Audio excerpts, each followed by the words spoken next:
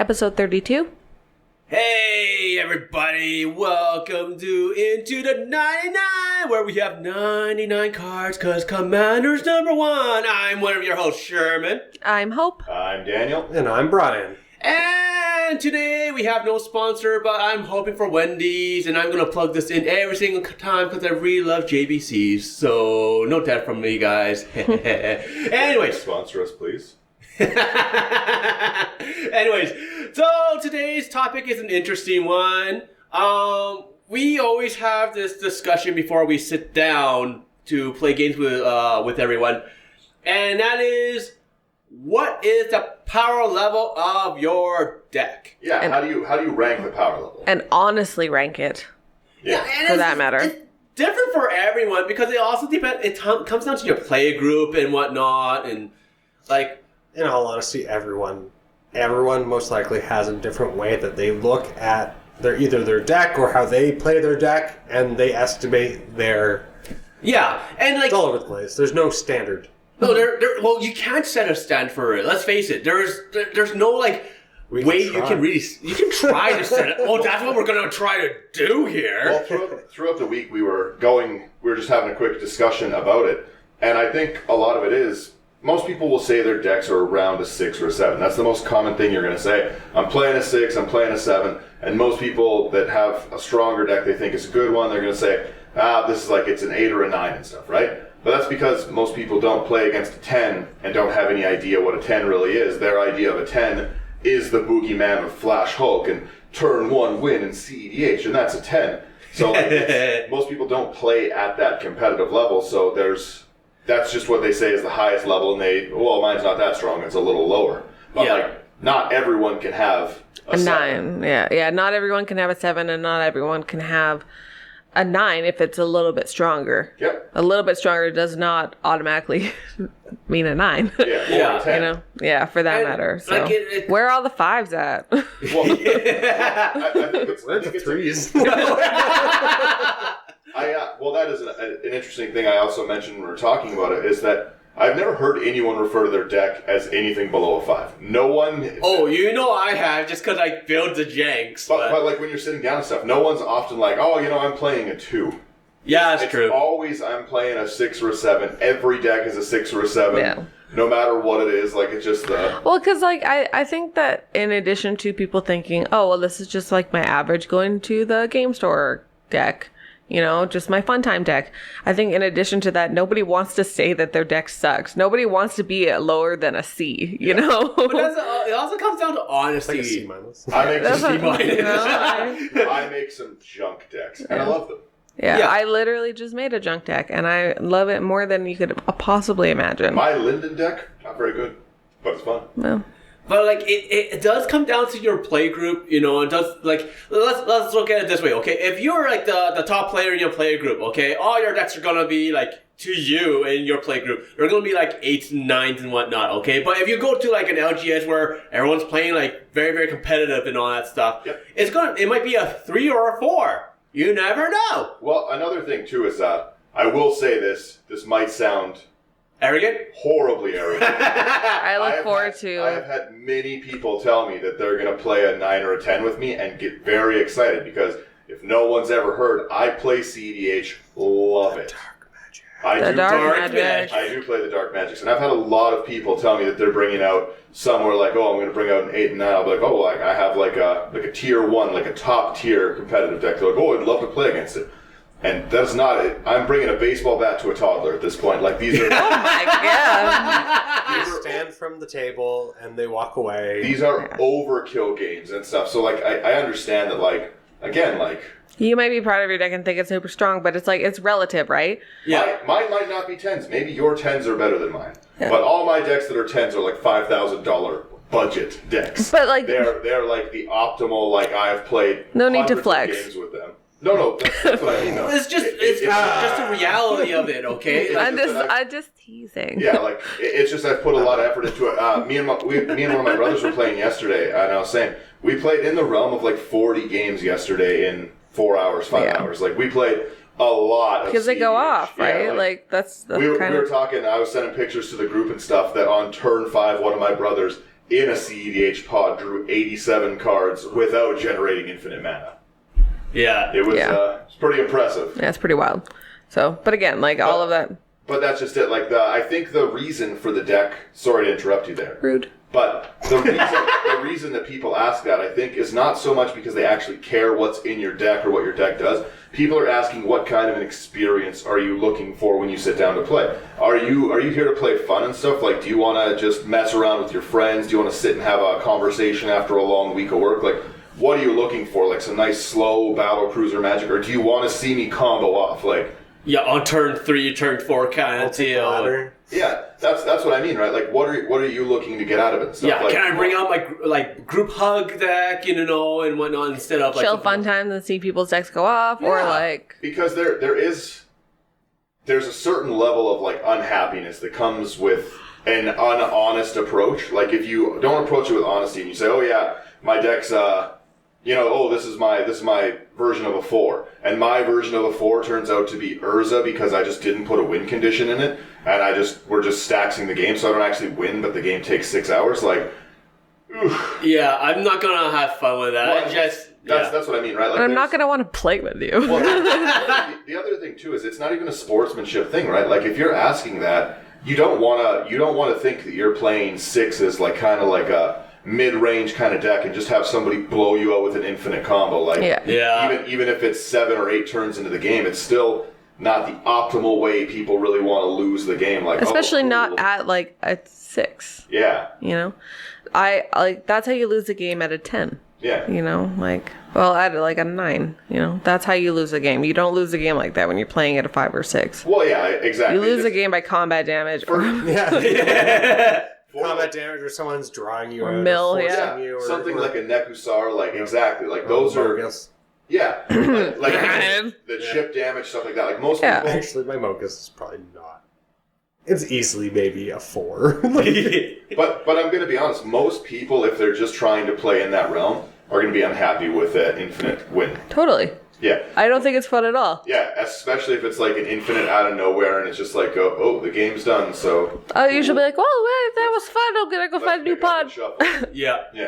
Yeah, like even like when we were playing and I busted out my Mogus deck for the first time, playing with, I think it was Eddie and someone else, and he realized, he's like, you have an infinite combo on the board. I was like, oh, I didn't realize that. I'll just remove one of the pieces and we'll keep playing. Yeah. But I was like, secretly, I did win. But that's what I mean, right? Like at the end of the day, it's what you're trying to get out of the game and stuff. Like if you want to go and you want to win every game, then that's fine. But at least make people aware of it. Like I said, I played a ton of games yesterday that I didn't win, but like we were both going out to have that same intention of I want to combo off. I want to see the most efficient thing you can do. Like I'm not going to be upset if you force of will me turn 1 and stuff. Like I understand that and stuff. I was one of my favorite stories to tell is I was playing a game with people at an LGS and we were playing 7s. That's what everyone said. Everyone said they wanted to play 7s. Someone brought out their Marwyn deck. It was awesome. I was very happy to see a Marwyn deck. It's pretty cool. Turn 1, they go to play land, Soul Ring, and a Mana Crypt so that they can bust out Marwyn. And the player says, because they slap down Soul Ring, Mana Crypt. And the player said, no. I respond, Force of Will, the Soul Ring. And they're like, what? and then I was like, okay, like I've never seen that. And then I can't even remember what the other one was. It was a Force of Negation. They Force of Willed and Force of Negation on turn 1, the Soul Ring and Mana Crypt. And that Marwyn deck sat without another land drop for probably, I think, 5 turns into the game. I would have scooped, so like... I've never seen someone look so angry, holding cards and just discarding elves. They looked furious. And it was, in my opinion, one of the funniest things I ever saw. But it really lends into this topic of don't do that. Don't be the person who I'm going to we're going to play some pretty mid-tier Magic. And it's like, all right, cool, turn 1, Force of Will. Yeah, that's not mid-tier. I would have countered one of those, but not one. On turn 1? Brutal. How much mana is that on turn 1? 1 second. Their turn 0. The Marwyn player won the dice roll. Yeah. No one else had played anything, and they Force of Willed and Force of Negation it. It was nuts. And like I said, they kept this one land probably aggressive. Yeah, because they had the Soul Ring and the Mana Crypt, so they had more than that. They had more than one land. Oh, yeah. Like, in theory. Yeah. Obviously, you keep that hand. That's great. That's a good hand. It was. They did it the opposite way. Sorry, it was Mana Crypt used one of the mana for Soul Ring so they could try play Marwyn, and the other person was like, "Hey, take your fun and get out of my store." It was wonderful. But again, like that's when you're looking at it, you're looking for an honest experience of what's going on. Nobody wants to just, again, be blown out. No one wants to just sit at the table and do nothing for upwards of an hour. Yeah. That's fair. So we kind of, and by we I mean me, this is my way of looking at it. Most people don't agree with me, and I'm often wrong. So let's take this. That's true. No can one's vouch for really that. wrong. We have this Daniel's discussion wrong for a lot. a reason. We did have the discussion in Discord amongst ourselves and everything. Like, yeah, you're wrong, but I'm wrong at times. I had a 20-minute argument with Hope the other day about where a stop line was. And he was wrong. To a point that we drove back to it. I'm often wrong. But that's not related to magic. Besides the point. Okay, anyway. That's good. But do you know what I have to say? Like before we start getting into like our Ideas your idea on this is. What we're going to do is we're going to discuss quickly my 1 to 10 ideas and see what everyone else kind of thinks throughout it and stuff. And I have to say, like us discussing it prior to actually recording, so we know what we're talking about. I have to say, like after reading it and going through it, do you know what? I could agree with this. Mm-hmm. I could agree that is a measurable tier level that you put up. Yeah, like it's relatively tangible, you know, as opposed to the very floaty, like everybody's ideas are different, kind of whatever. Well, that is. We have to get one of those mats where you buy cards in tier 1, tier 2. Right. Before we get into our list, in our group when we were discussing it, it was mentioned that you can't just pick up a top tier deck. Like you can't pick up the best of the best deck and know how to play it and stuff. If I give anyone my Kenrith deck, like my CDH Kenrith, my Prosh, anything like that, if you don't understand how the combos work, you'd look at Demonic Consultation and think this is junk. Why would anyone play this? Yeah. Yeah, right? Skill level does come in. Go big, go home. Exactly. You need to know how to pilot the deck. And a weaker deck piloted by someone who's better at Magic will move up in the tiers and stuff like that, right? Like I'm not going to say that like there is leeway between these. Yeah, it's a pretty sliding scale, right? Like a more experienced player can definitely beat someone in a play group with like a pre-con, right? Yeah, but I also think that there's only so high that you can go with those. Like for sure. Like I think for the most part, like if you have a deck that's at a 4 and an experienced player is piloting it and playing it better, then maybe you can get it. You can probably get it up to like a 6 or something. And that's exactly what Sherman was talking about when he initially said it. Oh, yeah. Because like it's like obviously you're not going to take a $50 budget deck into a CDH game and That'd be awesome. Walk out victorious. You might have a great laugh, but But it's probably not going to happen. you might. Maybe that's the new challenge. Maybe my new challenge is $50 CDH. That'd be hilarious. Please do that. Commander not included.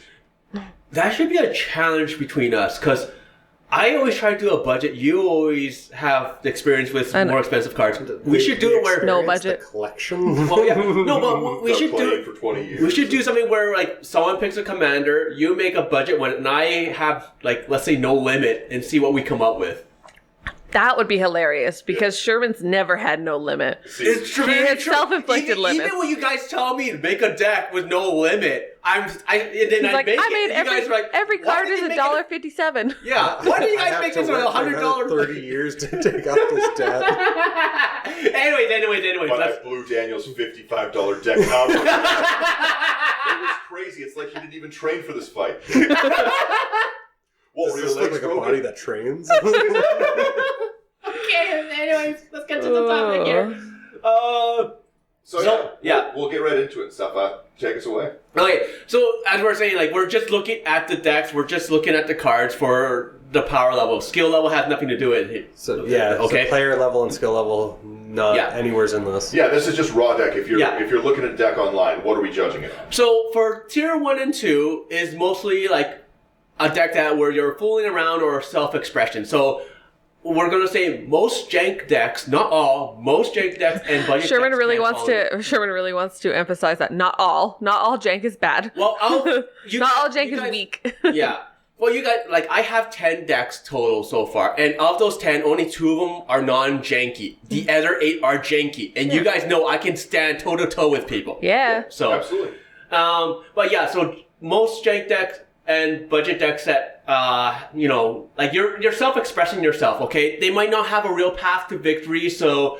like you'll have like group hug decks. Like some group hug decks literally have no win condition. My group hug deck doesn't have a way to win except approach the second sun. I think that's the only way you can win, and you basically have to be asleep because I'm usually giving you 15 mana.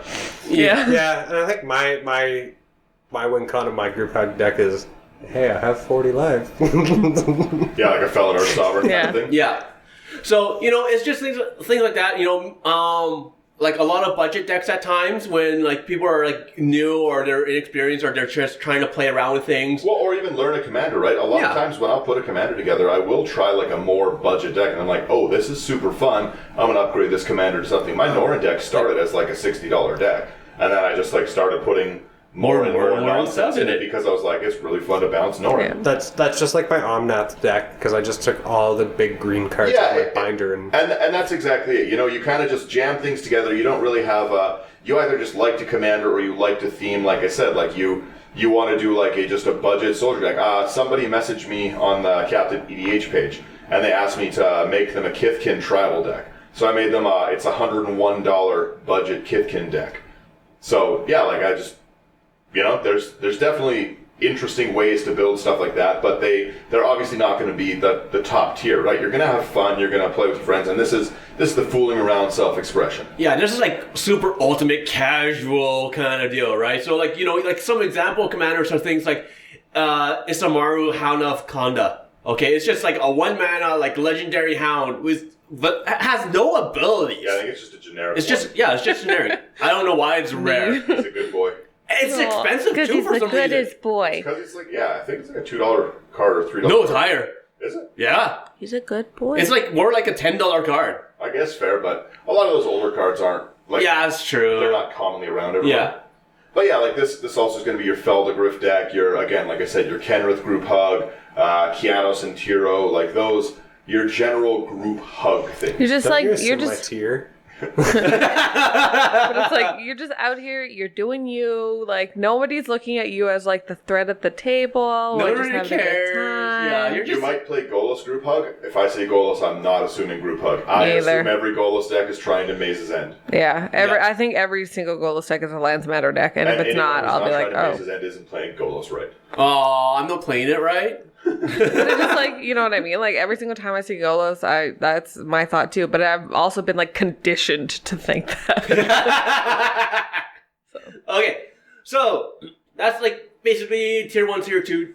A tier 3, I'd say, is like precons. Like the precons, and then pretty self-explanatory, right? It's just your intro. You can play these against most people. They're still okay. Yeah, or you put it like you have like the tier 1, 2, but you put a little bit more thought into it. Yeah, you know? exactly. You focus that jank. You increased your budget $25, $26, like nothing crazy. Yeah. It's still low on the power level, but you've started to upgrade your idea. You've taken some cards out. You've made it function a little better. Yeah. So and then like from there we're going to go into the tier 4 and 5s. So 4 and 5s, easiest way to look at it is The higher precons, I'd say, like Atraxa. Yeah. Atraxa out of the box is a strong deck. Oh yeah. Kalia out of the box. Kelly out of the is a box. strong deck. All of the Commander 2020 Kelly decks, out of the box, like strong decks. like Brian did a little like, Yeah. but like that deck out of the box still like I played that deck out of the box as arch enemy and still almost won. Oh, but Kalia is the aggro. She's just off the guy. Yeah, so you it's want still- to swing, right? So it's still relatively powerful because even if like you can add Well, like better it does say, angels, like- it's like you can add better angels, you can add better dragons, you can add better demons, but the fact remains like even It out of the comes box, pretty good. out of the Yeah, box, yeah. you're still dropping creatures that are 4/4s, 5/5, 6/6, 7/7, 8/8. Like they're still gonna Well, be able to The things bap. that are made for Commander are always going to function good in Commander, realistically. Like, even Take the weakest one of the Eminence commanders, which in my opinion is Arabo. By a lot. Still a strong commander. Yeah. Arabo is by no means Edgar Markov, but it's still like it's still a really combat good. buff creature. It's a focused deck into cat tribal. It's very, very easy to upgrade. There's lots of ways you can go about it. Like it's still an out of the box good deck. Yeah, like even on like because like it's so like even if you put down throw down a 1-drop, you know, like 1-drop cat, and then like second turn. Okay, you're attacking for 4 damage. That's a lot early Just early like damage. that, yeah. Yeah. Well, even I think recently the weakest decks have been, I think last year's decks. I think they were The Planeswalker ones? no, the 2019 Morph ones. one and Angie. I think The they were. brawls were better. Yeah, well, that's exactly it, right? Like I think that's the reason we all think they weren't so good because they came out and everyone wanted those commanders like Alila, Chulane, Corvold. Yeah, the Brawl Ducks were just Like they were even cooler. Sir Well, Gwen. Sir even Gwen's the Kobold went to like. Yeah, Corvold went up to CEDH. CEDH, yeah. Well, but that's what I mean. Sir Gwen is the weakest of the Brawl deck commanders. Sir Gwen's an amazing knight commander. Still really good. Sir Yeah. Gwen is a Mardu knight commander that like lets you have basically like a pure steel paladin effect. You can put all your equipment in. Like it's again a very focused deck that's very, very easy to build with the standard sets around. Like they obviously designed a stronger stuff for Brawl to try and entice people. No one plays Brawl. I get it. It's just because it rotates. It's annoying. But that's what I mean. They're gonna keep making good commanders. and Yeah. stuff. Yeah. But that being said, like the commanders that came, especially the face commanders in the C19 decks, just could not compete with that. You know what I mean? Like, Yeah. Like they're just like you want Savine the Chronoplasm to go against your Alila. Literally, they're so. I don't see them so frequently. I see them so little. That's what I mean to say. Yeah. That I forgot what Sabine was called. I could see the art, but I couldn't even remember the name of that deck. I'm a super like deck upgrade junkie. Right? I have bought every one of the commander decks for every year that I've played. The commander decks are available. I think I missed one when I was taking a break. I have a lot of the pre-con commander decks, and I love to upgrade them. I just didn't do anything with the C19 decks because I was just waiting for the Brawl decks to come out. I had already like made like this is my Alila deck. This is my like those are some of our first episodes. Is when we were just brewing. It's those true. decks, Alila. right? It's true. We were made a so, StarCraft deck. so excited about those decks. That's so long because- ago. Yeah. But that's what I mean, right? Like I think those were just a little forgotten, but they're still out of the box good. They're still fit in this tier. Yeah, like I'd still say that like you can still rock out like a really quick like Angie win. Yeah. Like Yeah. that's still very doable. Like Madness is a cool mechanic that It's- just like it can slap like really hard. Well, let's go back into like what we think, like why some of those precons like fit in, and what else like fits in these tier 4, tier 5. Oh. Yeah, because like with the precons, like let's look at the precons overall. Okay, the precons normally you have like up to like 3 commanders in there that you can normally interchange. Yeah. That's the first thing. Okay, so the precons are like 100% like focused or anything like that for one of those commanders. It's made so that you can interchange them and you can make upgrades as you try each commander out and see which ones you do like. Yeah, So that's the first thing. Yeah. Well, and the other thing too is even talking about that, I didn't like the Saheeli Planeswalker deck at all as the Planeswalker deck, but when you switch it up to Brutaclad, it's so fun. Brutaclad's so awesome. Love it. Yeah, Brutaclad's Right? dope. Oh man, he's so dope. Like, yay! Yeah, like a bunch of those decks just they function well, and that's why they give you those other options. They want to try fit everyone's playstyle. Here's general deck list, and yeah, it's not focused in one way, but you can easily focus it. Yeah, exactly. So, and then another thing about like this tier is that like you have like a lot of higher CMC cards. Like you have big splashy plays. Like this is almost on along the lines of like like Battle Cruiser Magic. Rift. Sorry. It's like, Right. I have to throw it in somewheres. Yeah, the garbage. garbage disposal. It's biodegradable, right?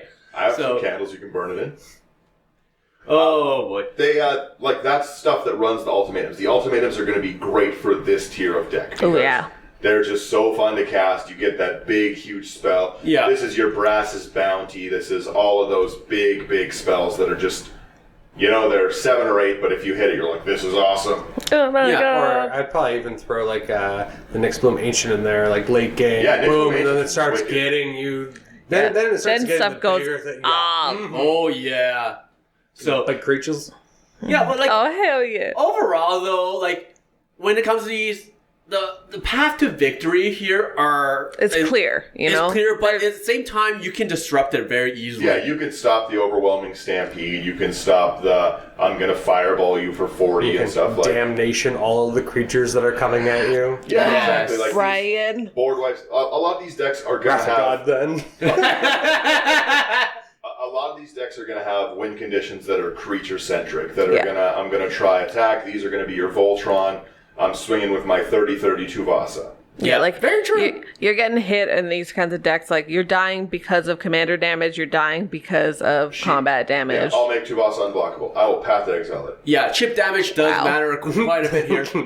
I say like What a flex. I say like when you go to like a LGS for like a typical Friday night, most decks fall under the 4-5. Yeah, well, and that's kind of what we had like when we were talking about it. Like the classic signs of these are decks that are still going to miss your land drops. They're going Every to once in a while. have things that come in tapped. Like they're And you can see like the budget here that we have written down is $80 to $150. Yeah, something like Maybe that. you're not running all of the fetch lands or like the things. this is you might this have is a start to upgrade. Like or again like one of Brian's decks. A really good example is that like he's got some of the invocation lands, like the expedition lands. Yeah. You know what I mean? Like so, like you could have bought like fetch lands with it, but you're like, no, this looks beautiful. I'm gonna throw play it this in. bad boy. Yeah. Right, so like it's these people might have put more of their budget. Like they don't have. It doesn't have to be a low monetary budget, but it's not like tuned up and stuff. Like they rather than like getting more expensive cards, might have wanted to foil the deck out. They might have wanted. Well, here's the alternate art of a cultivate, and I want the promo Llanowar Elf in this deck. Like they're that focusing more on this is their pet deck. They're having fun playing it. This is what they've worked on. It's still a good deck. Like I said, most decks, in my opinion, fall within a 4 to 5. That's your most average range, and it should be. It's right in the middle and stuff. Yeah, I have to agree. Everything should be average or a little below average. Otherwise, like everyone, because most people, like I said, everyone's playing a 7 in their mind. Yeah. Just kidding. Yeah, everybody looks at 7 and so it's a 5. A -7.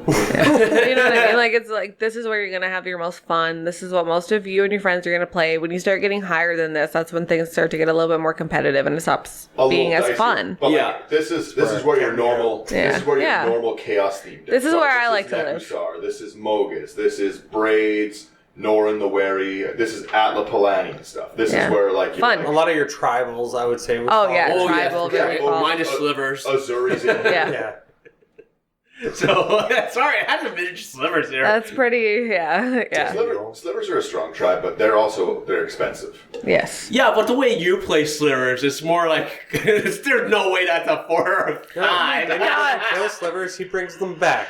Yeah, I beat again his and again slivers and for the again. first time ever the other day. Yeah. How, like physically, or? She lit them on I beat them 1-on-1. She beat them 1-on-1 when I got Sliver Overlord out turn 3. What? Oh hell yeah. What? You should record that stuff. Yeah, It was pretty we're just good. we're playtesting, and I New just deck. annihilated him. Oh man. Okay. You know what? When slivers don't matter, it doesn't matter what you have on a board. Is when you're dead.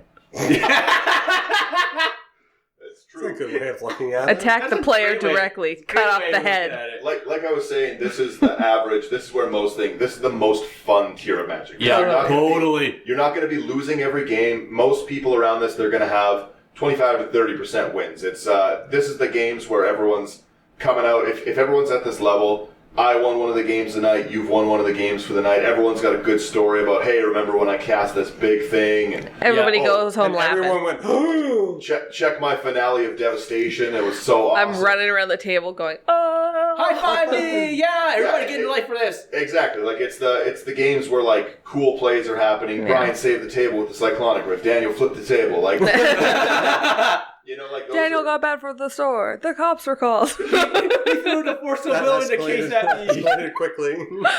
But yeah, like it's just like those are the most fun plays where like somebody just has like everyone's laughing. This is the games where everyone's laughing, and a lot of times that doesn't mean that higher tier decks aren't going to have a good time. But this is just when everyone's leaving the game store with a great time. Like Yeah. this is realistically where most fun Magic should be at. The next tier, you'll see why I have these at 5. Yeah. Well, the next year is kind of like just a step up from that, you know? Yeah. This is kind of the guy that's always, or girl, whatever, king of the table, you know? This is the person that is almost always winning their games, or 60 to 80% of the time. that deck is winning. They're often getting targeted just the because, archenemy. just because of who they are. Even though It should be It's- called Arch Enemy Tier. Yeah. I yeah, think. yeah, Arch Enemy That's tier a- for sure. that's a good name. Well, it's like You play this deck. You play at this level that people are like, okay, it's Daniel playing. I'm gonna kill his creatures. 'cause no I matter know what, he's doing. no Yeah. matter what he does, because I know he's gonna be trying to make it so he wins and I can't win and I can't have fun. Tier 6 is this player has to die. Yeah, tier 6 is. It's not even the deck, it's just the player. I don't know what This guy's out. I don't know what they're doing, but they gotta go. So, really quickly, before we keep going into the Tier 6, I just want to make this point clear. I believe everything above Tier 6 is CEDH level. So, when I'm talking Tier 6, I don't think This is you're- like top level casual. I don't think your deck is weak. You Yeah. are, like I said, the king of the table, the arch enemy. You're winning. King of casual. You've upgraded your decks and stuff, right? Because that's my problem is CDH can't be just tier 9 and 10. You know what I mean? There's gotta be, You gotta have more There has tiers. to be an intro. Yeah, there needs Yeah. to be a scale. like, you know what I mean? Like, it's not every CEDH deck is just like, there's no, it goes from like a $300 budget to I'm playing $3,000. Like, that's, it's a monster jump, right? There's a big difference. There is low level CEDH decks and some lower budget ones. There's weaker ones. It just is a fact of life. It's like a gray area between like casual and CEDH. Like you're on the border and you don't know which way you're leaning towards, Yeah. right? Well, So- these are decks that have started to upgrade. They've got more explosive early game than the other tiers. Well, and they're getting a lot. little bit more well tuned. Yeah. You know, Well, like yeah. they're Yeah, like Mana I would. curves being fleshed out. Yeah. Yeah, I would say for this is where like most people say that the deck is optimized. Yeah, Yes. optimized is Becoming a great word optimized. for it. Okay, because a lot of people are like, oh, like in this tier is focused and this one's optimized. Like, no, who cares? Okay, when you're focused, you're gonna optimize at the same time. It doesn't bloody matter. Yeah. All right. So when you're optimizing it more, you're gonna look at your mana curve. You're gonna try to like lower it or pump things out faster. And this is like I have to agree. This is starting to get to the competitive Yeah, stuff. this is high level. Like these are decks. Like I said, you're having a 70 or 8% win rate in a 4-player game. That's exceptionally high. yes. You know, like if your meta's not able to even counter your deck and stuff, right? Like if your deck is winning that frequently, you've really flushed out your path to victory. You have answers. You're not easily disrupted or deterred and stuff. It's not me dumping 8 elves and then I get board wiped and then I draw one at a time for the next few turns, right? Yeah. You've really thought this deck out. You're able Well, to and, come like- back from most. Yeah, exactly. Yeah, oh, totally. Yeah. Yeah, exactly. Anything that slows you is usually something that you can still Bump manage. in the road and on we go. Yeah. You constantly have something to do with your mana. Like you're not sitting there many turns just untap, play a land, go, untap, pass. Like Yeah. that's You my have favorite mana magic. sinks. You yeah, I have. mean, you have lots of ways to gain an advantage. Whether that's better ramp than your opponents, you're sitting at 4 mana when they're sitting at 2. Like it's just Yeah. you've Yeah. optimized it. You are at most points in your games above the casual table in advantage. You are drawing more cards each turn. And like we say, that's what we all build into decks. That advantage, the ramp, all that. Like it's Yeah. And remember, we're only talking about cards. We're not talking about skill level. So sandbagging or anything like that does not count right now. We only want to look at the cards and the decks. And this is literally the intro for us for going into CEDH at this point in time. This is the training wheels to it. Like Yeah.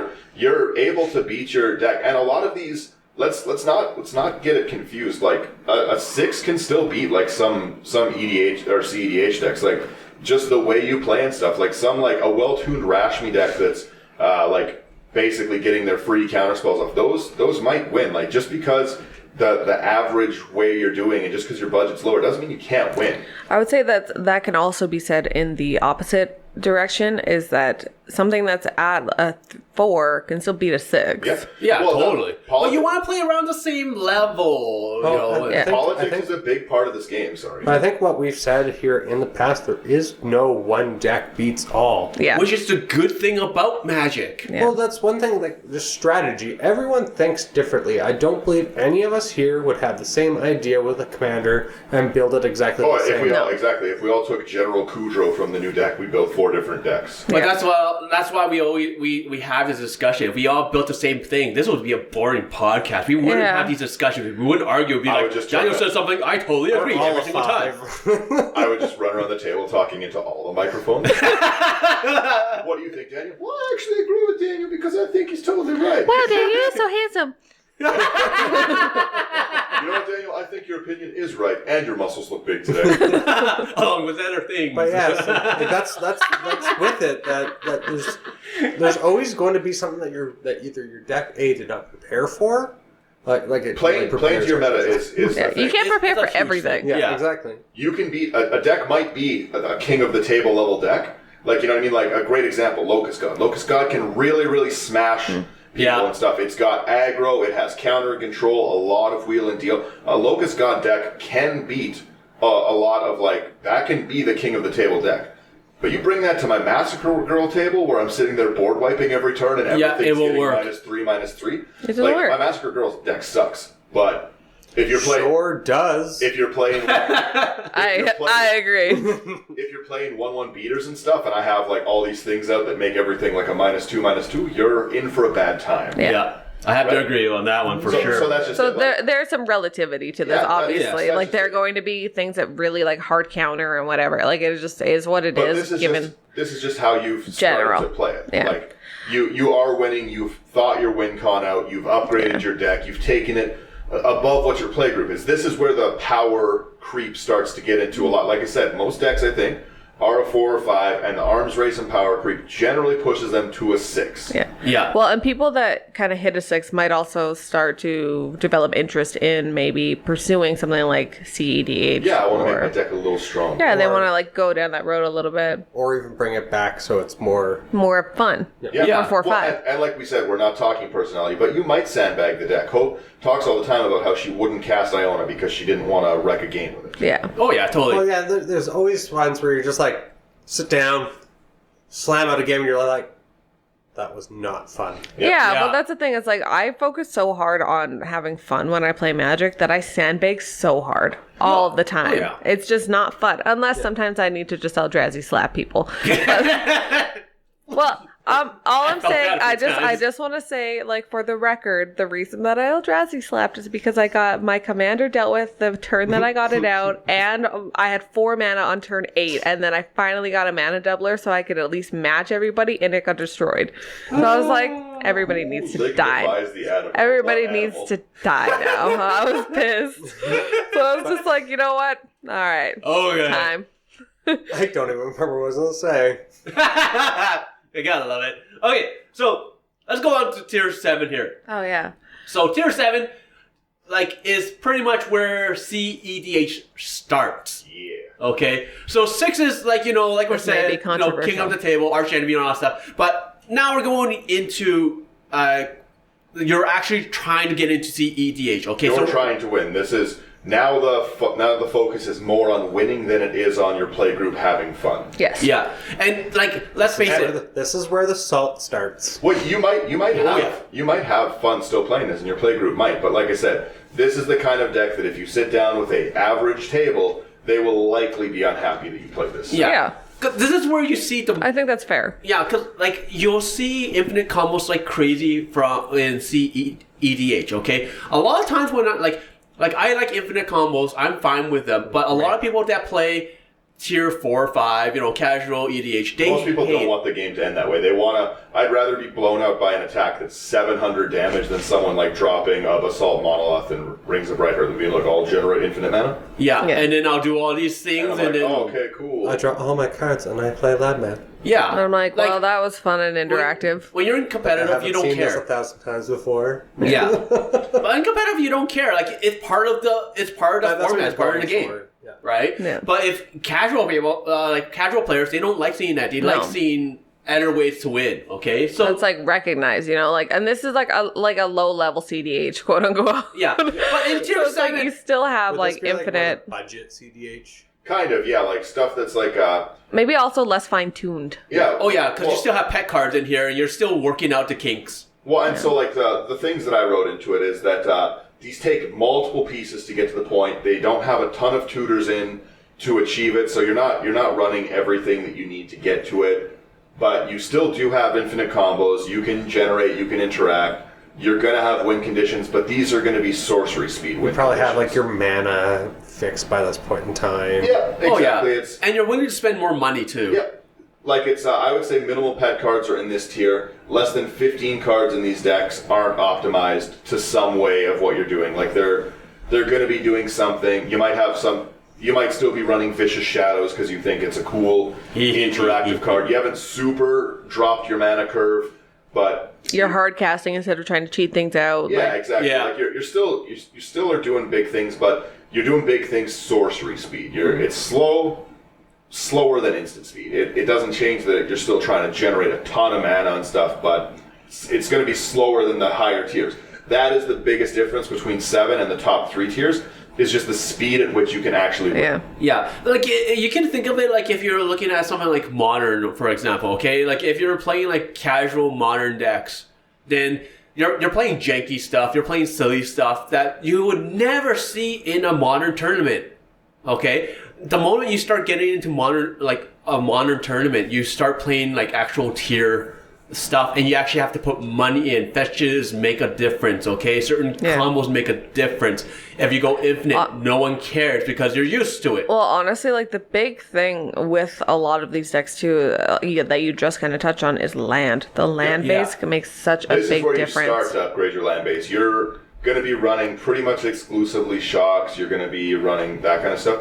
You're not at the dual land budget yet, though. You're sitting there, and you have your fetches. Some You might still play like with Evolving Wilds or Terramorphic, but like in the end, like do they even bother playing with that stuff in Siege? I don't some of even think. it. Yeah, Yeah, fair. it doesn't matter. Like especially like a lower tier and stuff, like a Is tap. there like a 3-color or something? Yeah, like exactly. Yeah, Tap that's for, true. Tap for 1 or 2 turns isn't like these are decks that are trying to win within the 7 turns. If they're not interrupted, they can win pretty easily, almost out of nowhere. But it's still, like I said, a sorcery speed. They're going to generate a ton of tokens. They're going to have an infinite combo. This is your general lab man strategy where you have a draw trigger on the stack, you have lab man out, etc. So, like, one thing that I want to point out here at the same time, like, a lot of people that are listening to this, they're probably going to be like, oh, yeah, but, like, my deck can win on turn 4 consistently when I fishbowl and all that stuff. You know what? It doesn't matter, okay? Like, if I'm playing a mill strategy or a stack strategy, I'm not going to win on turn 4 or turn 5. I'm going to win on turn 10 or 11, but I'm going to prevent you from winning turn 4 or turn 5. Yeah, okay? These are decks that are going to, like I said, they're going to have their answers built in. They're going to be working on stuff, but at the end of the day, like they still have some pet cards. They still have some things they know they should take out. Yeah. But they haven't taken out just yet. Oh, totally. So that's tier 8. Now we're getting to the really high stuff. No, that was 7. Oh, wait, 7. Yeah, That was sorry. 7. Tier 8. Is Sorry. the second tier of EDH. Yeah, this is where we're starting to get into it. So with this, okay, second tier, this is where you're actively seeking the path to victory from the time on. Yeah, like from turn 1, you're ready to go. Like you're looking for something to get out early play, something to either stop me from winning or stop you from winning, right? You're going to have the answer to decks, but you have 1 or 2 win cons built in, and that's what you're going for. Yeah. So, go ahead. Yeah, sorry, I was just going to say, like, these are going to start to run dual lands. They're going to most often have the fetches for deck thinning, and they will win uncontested within 6 turns of the game. Win conditions still have sorcery speeds, but can interact and respond to with spells.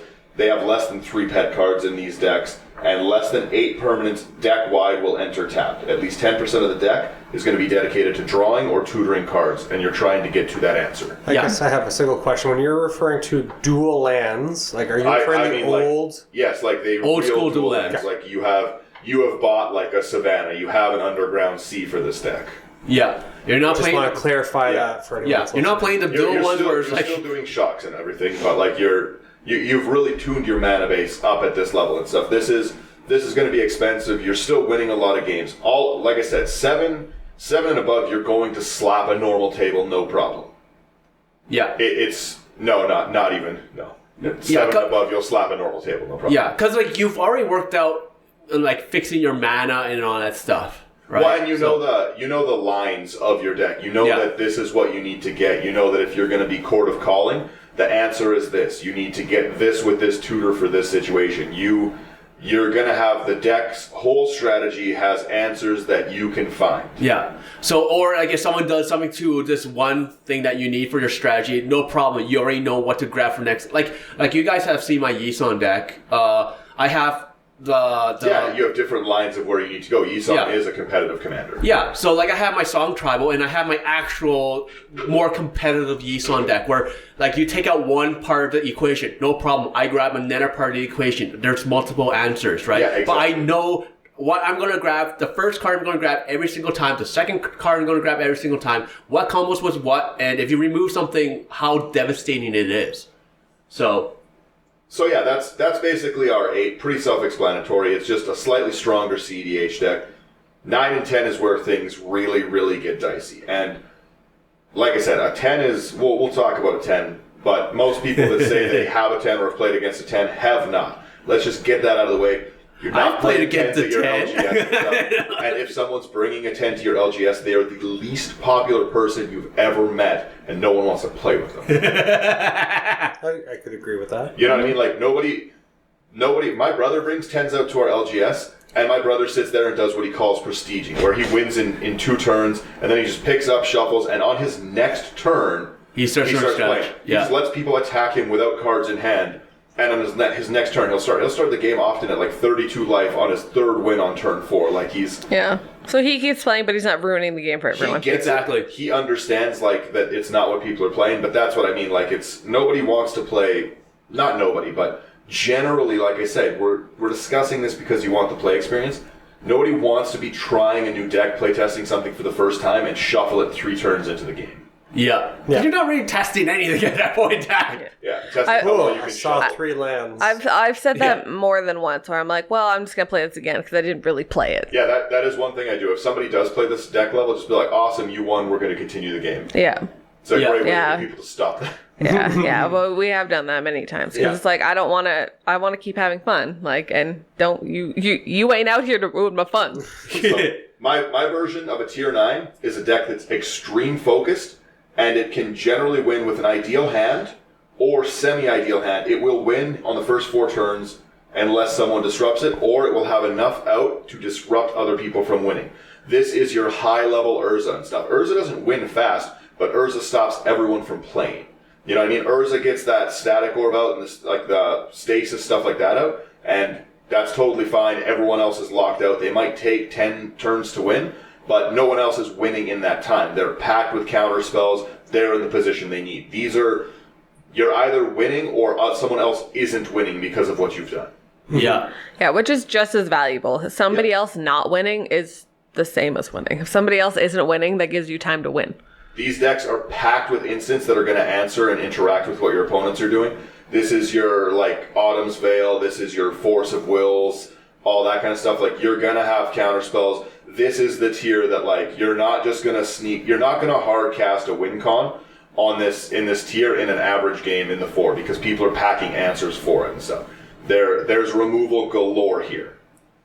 I would say these decks have the ability to win at instant speed. They must.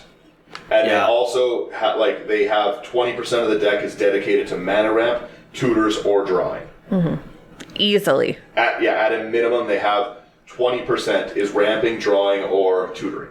Yep, that makes sense. You gotta be able to either look, go search, or draw into... Or have the mana to do it, exactly. Yeah. Oh yeah, that would be the 3rd. And then, yes, our top tier. What do I consider a tier 10 EDH?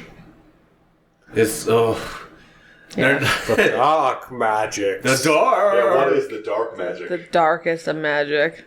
Okay, so basically these decks can win out of nowhere within the first 3 turns. Kind of easily. They will, they have the ability to generate infinite mana That's speed.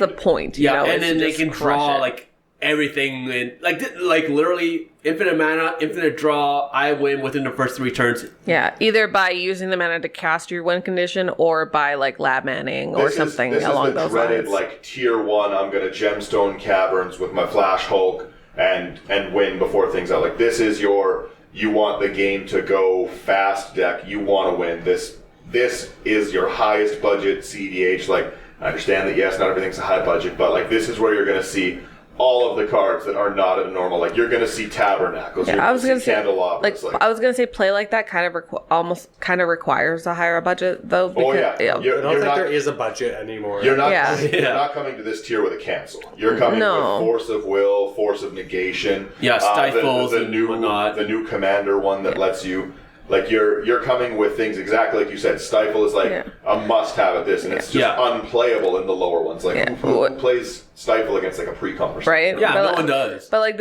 these are things like we've said many times before.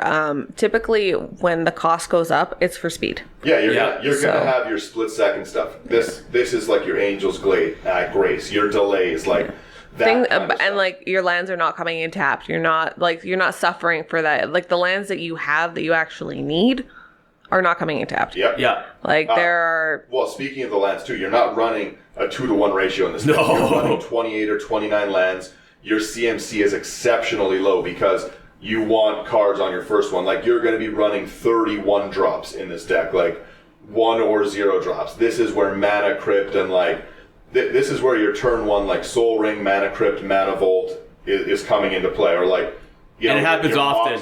your Moxes, like those are coming in ready to go. Yeah. Like these decks are going to run your tutors. This is where a Lionized Diamond infinite combo's coming into play. This is a Grim Tutors hitting the board, or you have the Black Tutors. Like, that's why people play Timna in the Thrasios and Timna. Most people don't realize it's not for Timna in any way. It's for the Black for the tutors, so that you can generate infinite mana into her Scry Draw effect, right? Like, this is the fastest deck. There's no fun built into Yeah, I was deck. gonna say there's no room for joy here. This is everything is dedicated to winning and like an No pet answer to cards. someone else. Yeah. No pet cards. It's just at like all. in service of the cause, and the cause is I want to win, and everything is like And that's the thing. is to serve that, like is to like lead you up on that like uphill like strike. A lot of people only think, oh yeah, it's going to be a Thrasios and a Timna. Like, a lot of people say that. A lot of people don't realize that like Kenrith is in this tier. Una, Queen of the Fae, is in this tier, because you're attempting solely to generate infinite mana, and then it doesn't matter if somebody, once you've generated the infinite mana, You don't care. unless you're holding a time stop, it's not going to happen. If I turn 2 generate infinite mana, you can counterspell Una all you want. I'm just going to cast it and exile everyone's deck and then pass the turn. Yeah. Like, it's just at a certain point, there's going to be no Coming back. responding to my Una. The same with Kenrith. If you can generate infinite mana and get Kenrith out early, that is everyone draws their deck out. And someone's like, well, I will counter it, I'll stifle it. And it's like, great, I'll add 1,000 more draw triggers, 1,000 more draw triggers, 1,000 more draw triggers. That's when I was talking about Kinnan, the Bonder Prodigy. He's another deck built around this playstyle where you're going to try and rush to drop that out, filter your mana into your win, and this deck is going to go for a tier 3. He is a new tier 10 commander with the right budget and build. Like, he has The potential is there. Yeah, well, that's, once you have your infinite mana, all you need to do is just cycle through your deck until you just continuously put your creatures into play, get something that gives your creatures flash, and just continue through. So cycle through, hit Eva, continue on. Anyone tries to react, that's fine. You'll just recast Kinnan, you'll recast this, or you'll put 100 stacks of his ability, rifle your whole deck, hit Kefnit, draw your whole deck with your lab man. That's the whole point of these decks, is to try win and stuff. And again, this isn't something you can play with an average group of people because no one wants to play this. It's true. No one has $3,000 for a single deck. Well, but it's not even that. That's why one of the biggest issues, a lot of people, like I said, see CEDH as the boogeyman. And it's because no one really plays it. There's many playgroups, and a lot of the playgroups that I've seen, might sound offensive to people, play at the 7 or 8 tier of CEDH, because there's no point. Why would you spend $5,000 on a Kenrith deck for no prizing? There's no tournaments, there's no GP for CEDH, right? Like, that's what are you going to win, like $15 store credit? Yeah, that justifies the Volcanic Island. You know, right? Like, it's just, there's only another we get it, you 800 Friday Night Magics to make my money back. Well, that's what I mean. Like, it's just like, people just don't generally want to play this. Like, it's not, I only have like 4 or 5 people that play CEDH, and that's it. And when we play, like, we jam a ton of games into it, but I can't bring my like CEDH decks out to like the Friday Night Magic again. Like that's No, because no one would play with you, and that's the thing. I wouldn't. Yeah, no. You guys started playing basically CEDH at our like kitchen table, and I just stopped playing Magic for like a month and a half. Well, and that's Straight just, right? Like it's just there's one thing of like running duels. Like I have a lot of duels I've played for a long time and stuff. I've picked a bunch up cheap. It is what it is. But at the end of the day, like duels don't make a deck. No. No. The other cards do. The other cards do, but what you do with the duels really does. Like duels don't make a deck. I play, like I said, lots of stupid decks. My Golos has duels in it. It's not very good. I got beat horribly the other day with it. It's an okay deck. My Windgrace runs duels. It's an okay deck, but it's not meant. Windgrace is pretty good. Once again, I would still say that my Windgrace again is the 6. If interrupted, I can beat the table and stuff, but it's by no means competitive. Like Yeah, that's true. My Very Windgrace true. deck should really just be called Daniel's trying to make 5 Field of the Dead. Yeah, it's true. Yeah, but that's the thing is like if I can get rid of Windgrace, if I can get rid of If somebody can exile Field of the Dead, deck doesn't really do anything. I'm going to try to Valacut you at that point. with what mountains? Huh? The Dryad of Elysian Grove. The card that just came out and let me have the second thing to do. It's so silly. What if you get rid of Dryad of Elysian Grove? I don't really know. But that's what I mean. You know what I mean? Like if you get rid of the Field of the Dead, or if I imprison by the moon Windgrace. Then you get Dark Depths. Yeah. Pretty much that. But It's like but- then I get rid of Dark Depths and I exile Merit Lage. But there's always that's what I mean. It's not Windgrace isn't a strong deck. He basically makes zombie tokens. Like, But it's like there are answers there. There are answers, but in the end, like I'm not the way we look at it. Sorry, I'm going. Sure, the way we go look ahead, at Sherman. it, okay, like it's just the fact that like when it comes to EDH, okay, like we have the casual tier 4 and 5, very very different from EDH or sorry CEDH. Okay, Totally. competitive stuff. Okay, like a lot of people, right, they're like, no, like the casual stuff when you get into 6 and 7 is really, like it's just a minor jump to competitive. It's totally not. Okay, like Brian and I definitely understand this when we used to play competitive, a little bit more competitively modern. Okay, when we played modern, the only people we could play against were each other. Because no one else wanted to have any sort of because it's not fun. If I bring out like my Asman Company deck, okay, and I'm playing against someone's janky vampire deck, I'm gonna win every single time. Like we've had times where people are like, "Oh, I have this deck. I could beat you in Infect when like turn 2 if I had the right cards," and I'm like, "Woulda, coulda, shoulda. I don't care." Oh, yeah. In the end, I still won because you don't have an infinite combo. You couldn't answer my stuff. I couldn't answer your stuff, and I won in the end. And people get very, very salty every single time. Everyone has that kind of thing, but like that's realistic. Like, yeah, I could have been the lead actor in Titanic if I was born much earlier, had any talent acting, was much better looking, was thin, was it? You know what I mean? Like sure, I could with a bunch of 100 other. Yeah, every single time I hear, "Oh, well, I could have won," I'm like, "Well, you didn't win. I won." Hope always says, "Well, you didn't," and it makes people so much angrier. Well, It's I'm like, true, though. "Oh, well, if I You're had like, one "Oh, more, I if I had one more turn," turn. and I'm like, "But you didn't. I had the last If turn." I had $1 for every time if they had one more turn to me, I would have a new house. Right? It's said very, very often. Okay, even I've said it a few times. I'll I admit. said it yesterday. Yeah. Yeah, like we all end up saying it, let's be honest. I said it at least 5 times yesterday at games when Connor killed me on turn 2.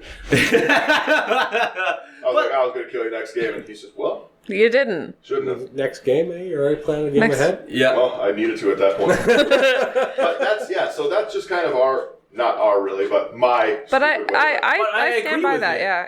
If I feel like that can stand by as like an This into is the net. measurable. Yes. Yeah. This is very measurable. It makes a lot of sense. It's not like really, really close to each other.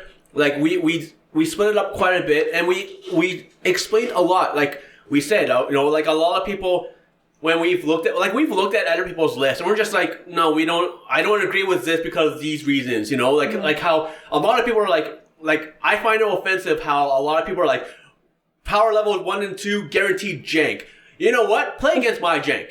Yeah. I dare you guys to play against my jank. Well, I won't beat you. Yeah, how you pilot it does make a big difference. Yeah. But like that's just realistically, if you're not comfortable or you don't really know where your deck sits, talk about the intention of your deck. Just say like, hey, like I don't really know where on the scale it sits, but like I'm just trying to have fun. Like I'm gonna, you know what I mean? I'm gonna try to play some big spells. Or Hope can say, oh, I'm gonna try to play dragons. Yeah. Like I would not be able to pick up one of your tier 10 decks And play it. Like I optimally. said, I would There's be no way. confused. Yeah. I play. That's like the Gitrog. The Gitrog would confuse me because of the combo. The combo's weird. Yeah, right during the end step for the discard. Like, so it's starting to think about it like my tier 4 or 5, I have so many triggers that I'm already missing triggers. Yeah. If I have something that has 8,000 triggers all happening at once, I'm going to be like, I ran out of fingers. a really fun, quick insight into the Gitrog. The whole reason I made it was to eventually talk about the stack. And like the way that it works is that the Gitrog's ability is that whenever a land goes to your graveyard from anywhere, you draw a card. And the card that you're trying to use is Dakmor Salvage, which has Dredge. You can return it if you draw a card. So you need a discard outlet, and then you dredge. So I discard Dakmor Salvage, draw a land with the Gitrog. In response to the Gitrog's draw, I dredge, and I take the top cards of my deck, put them into the graveyard. But if lands hit in that dredge, you draw. I add an additional draw trigger. So through it, you're constantly throwing you're constantly discarding this into it, redrawing through your deck, cycling through your deck, putting everything on, resetting your deck with codes. And watching Daniel play this, he will just look at his opponent and go, do you want me to slow down this? No, he just looks, I'm going to grab my deck, and I'm going to find how I'm going to kill you. Well, that's just it. Like, once you have if someone doesn't have an answer, it is basically just that. You're just going to discard through, because you can constantly reset with Kozilek hitting the graveyard. If you dredge him, he hits. So it doesn't matter if it takes me 1,000 times technically to draw my deck. I'm still going to draw to what I have. It's not infinite. It can be broken at any time. I'm just choosing to not break it and drawing. And it's very, very stack intensive of do this, draw this. The one problem is that you definitely need to make sure that you don't overdraw your triggers. That's why it's so stack intensive, because if I just say I'm going to keep doing it, and just draw, I still have the draw triggers from it hitting. So when I was first learning to play it, constantly was putting 100 draw triggers on the stack. Then I would draw my win condition, but the draw triggers would all still have to resolve, and I'd have no deck to draw from. So it's a really weird one, but those are the decks that have they're more using the stack, they're more understanding split second. Even a big understanding part was that split second doesn't stop the stack; it just stops the ability to respond to the stack at that time, right? So if you sit there and you get something with split second, you can still respond after that. It doesn't freeze the stack indefinitely; you just can't respond above it. Yeah. Mm-hmm. So and that's a lot of things. That's one of the things that people always forget. It's just once let's say someone cross and grips, and then it's split second. Okay, fine. We let cross and grip finish. Okay, now that's gone. You have to stack again. You can respond again. Yep. You know, and split second doesn't only says that you cannot add to the stack by casting spells or using activated abilities. Trigger abilities still work. Well, and another thing too is I was talking about Una. So there's cards that stop activated abilities from going off and stuff, and you could split second my Una back, and I could a really, really good example is Whirlwind of Denial. Whirlwind of Denial is a really, really cool card. If you split second me and then get my Una off the field and then Whirlwind of Denial, if for some reason I've lost that mana, I say you can't technically generate infinite mana. You have to have a number. So let's say lots of the time people will say I'll generate 10,000 mana and I'll do 10,000 draw triggers. Perfect. I'm going to return Una with split second and then I'm going to Whirlwind of Denial. Pay 4 for each. Yeah. Yeah, right? It's you're going to have interesting stack interactions, and that's most of the decks at the higher tier are going to understand the stack better, the resolution of things better, and they're going to be meant to do things. These are decks that are going to use the word, I will hold priority. People are going to, And you'll also hear, I will do this one at a time. Yep, I will draw one card. Hold priority, hold priority. Because, if I say that I'm going to I will sack 100 creatures with Blood Artist out, and then you're like, I'll Path to Exile. Well, I've already sacrificed them. I can't go back one at a time, right? So the first sacrifice goes off. There's no casual where people are like, oh, it's fine, you can take it back. Yeah. You know, that doesn't happen at this level. So, yeah. It shouldn't. No, it but doesn't. That's what I mean. At the end of the day, like, there's no right or wrong way to rank your deck and stuff. And yeah, you might think your deck is stronger than it is. You might think it's weaker than it is. It's all dependent on your playgroup and stuff. Your table of like what you think is like a 4 or a 5 might realistically be like an 8. Like if you're playing with everyone who only gens infinite combos and stuff, that's not going to be relative to an average playgroup, right? Yeah. So like, that's why we really think that this method of knowing your intentions and knowing what is better, what your end goals are, is really important, and it's a really nice, measurable, like Brian said, way to judge your decks and make sure that everybody's on the same page when you all sit down together. Well, and that's why I jokingly, and I'm sure everyone's heard me call it, I jokingly call things the dark magic, because then everyone like they think it's funny. It's like, okay, like I'm gonna play the forbidden magic and try win, like. I'm trying to win. I'm trying to. It's a little funnier when I describe it that way. Yeah. But that's just it. If I tell people like I'm just gonna have fun, like I'm gonna play a chaos themed deck.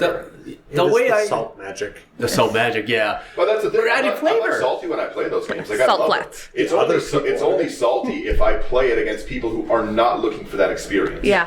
The way I look at this tier list as well, it's just that like Daniel does this a lot. Okay, he'll have like something, let's say a power level 8 deck, and he'll come in like, hey everybody, what's everyone's power level? And let's say like there's 2 people that are new and I'm there and I'm playing one of my jank decks. So it's like, let's say overall it's a 5. Okay, he'll still bring out his 8 power level deck, but he'll play it at a 5 power level. Yeah, I'll just fool around. Okay, yeah. And that's why he has this set up as, what experience do you want? It doesn't matter, because he can bring one of his really strong decks and still be like, okay, I'm going to hold back because these 2 are beginners, Sherman doesn't care, so I can hold back and just let everyone have fun. Well, and it's actually funny that you mentioned that, because a lot of times when I am doing that, I'll be like, I'm only going to play my instance at sorcery speed to do this, or I'm going to try and win with some creature damage, or like I'm not going to win until I draw this card, or I'm not going to, I try and fool around. Like, you're looking for the experience and stuff, right? You don't have to take a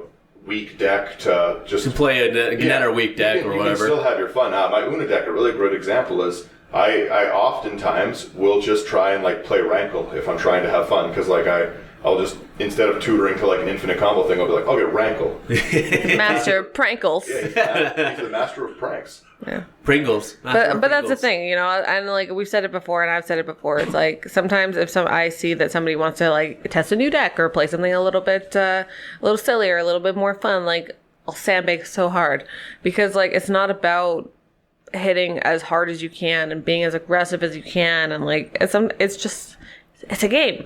Like I don't know how many times we say it's a game. Yeah. So anyways, to summarize the episode, just talk to people. Like, have a real conversation. Use your words. Talk to people. The other thing What's too that? the last thing. Yeah, sorry. Do not lie about your decks. Because that is the worst. Yes. If you sit there and you tell me it's a 5 and you generate infinite mana, I will not say anything, but I will play ridiculous salt tier decks for the rest of the night. You will play against my Keftit the Mindful, which has like 60 counter spells in it. Yeah. Unless you're me and like, I generate infinite mana, but I don't do anything with it, and I'll pass the turn. Yeah, but it's like whatever, it's like just be honest about your power level, be honest about your intentions, and then everybody's gonna have a dope night. Well, and because like I said, there's nothing worse than just like feeling like you've wasted your time, because like some people only get. I go out, sometimes we only get time to play 3 or 4 games for the whole night. If one of them is EDH takes forever.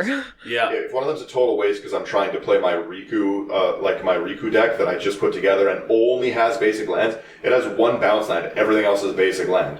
Like, you know what I mean? And I'm sitting there trying to copy Inferno Titans and stuff, like, that I'm hard casting. Like, I get it. Like, you beat me, sure, but like, you didn't give me a chance to actually like play something with you. Like don't try to play solitaire Magic just because you want to feel good that you win. Like try and match your decks against other decks that have similar intentions. Because you're gonna have more fun than winning all the time. Oh, yeah, and like more people are willing to play with you. Like we've all been there. I same. Even in at our local LGS, I tend to play with a lot of people, and there's some people I won't play with because they did what Daniel said. Like they lie, like we'll be like, okay, let's all bring out like fun decks where they're like power level 4 or 5 or something like that, and someone will be like, oh, this is the lowest power level I have, and it's it's at like an 8. It's like borderline competitive, and we're just like, come on, like, they're bringing out a CDH. This is my weakest CDH deck. Yeah, in there. it's like you're playing tooth and nail, and I'm playing, I don't know, something silly like on my withering boon. Okay, yeah, you're trying it's to not fun. You're trying to play something fun. I'm like, turn 8, I'll Gen Wave 50 deep, and I'm going to sit here and play this is my Planeswalker Travel, so watch me roll dice up for the next hour. Yeah. So, and that happens, and this is my 4. Yeah, that's not a 4. That's like, but like, be truthful, because like, if you do that and you do that constantly, you start to build a reputation. Yeah, you will build a reputation. You People become will the stop. arch enemy not because you're strong, but because you're annoying. Yeah, and you're not truthful. It's just like if you catch someone cheating. Yeah. Okay, and you garner a reputation for the worst reason. Yeah, and people literally stop playing with you for that reason. Yeah. The game's called Magic the Gathering. You can go and do your magic elsewhere. Yeah. But that's the thing. Like, for me, solitaire on your own. well, for me, like, I would like nothing more than for my reputation at my game store to be that, like, I'm fun to play with and that's I'm how fair. I try to be too. And yeah. I get that I have a lot of decks and stuff, but like I said, I usually, for people who have never seen me come out to play, I usually bring like 2 full archives of decks. Like I'll bring 20 decks out. Yeah. Well, because then you have something to play for everyone. And if anyone wants to, like I've had our game store come over to like me and Connor and be like, hey, like this is like a new player and stuff. They're looking to play some competitive games. So I'll be like, oh hell yeah, right? Yeah. Like we'll get into the competitive games for sure and stuff, right? But it's I bring out something kind of more for each of those levels, and I can have those conversations. I'm very upfront with the like, hey, I'm going to play this, or like I'm going to play. My Slimefoot deck, again, not a super good Slimefoot deck. Like it's full of the fungus and stuff. Like I could make it better, but it's just, I want it's to fun. go. It's mushroom travel. It's fungus and sapling. I don't know what else to tell you. I like it. I like the fact that like the owner of the LGS that we go to, he's like, look, there's this new person, and can you guys play with him or her or whatever? And they trust that we will be fair. But he also knows it's because we communicate, right? And that is the biggest thing. At the end of the day, it is just that communication. It's so important to be able to just say, like, this is what I'm going to do. This is the experience that I'm looking to have. Do you have something that can match it, or do you want me to maybe play something that'll match the experience you're looking to have? Yeah, exactly. So, because at the end of the game, it's sure, like a lot of us like spend a lot of time Magic-wise, but at the end of the game, like end of the day, it's just a game. Yeah. It's just something we're looking to do with like our buds. Like no matter what tier you play, like you're just looking to play with your friends, or you would just like sit and play like Arena and never go out, never interact with people, or you play like MTG online. Yeah. So to that end, if you guys want to let us know kind of how you feel about our tier listing, where you think some of your decks, how maybe this can help you match up better with your friends or with players at your local game store once we're allowed to go back to them. Tell me how what wrong are I those? am. Yeah. So we're also streaming. So talk to us on Instagram, Facebook, Twitter, Discord, as well. Basically everywhere. yeah, we're getting to that point Wednesday where nights. Yeah, Wednesday nights at 5 o'clock Mountain Standard Time, we are also- streaming games. Also, reach out to Brian. We have been having guests on. It's very, very fun. You can interact and see the different play styles we have in the group. Yeah. Lots of people stop in on the Twitch stream and talk the whole time. And it's a really good time to sit and laugh around. I was actually in just the chat the other day watching while Hope and Brian were playing with a few other guests. Very, very funny game. Mm-hmm. And what's your name, Daniel? Yeah, my Twitch name is obviously Jacuzzi Daniel. And where were you? I was in the jacuzzi. One of the greatest live was naked. So like I said, every Wednesday night, 5 o'clock Mountain Standard Time. So MSG. drop in and we'll see you there. Anyways, and also, check out the website. Sorry to interrupt. intoThe99.com. yeah.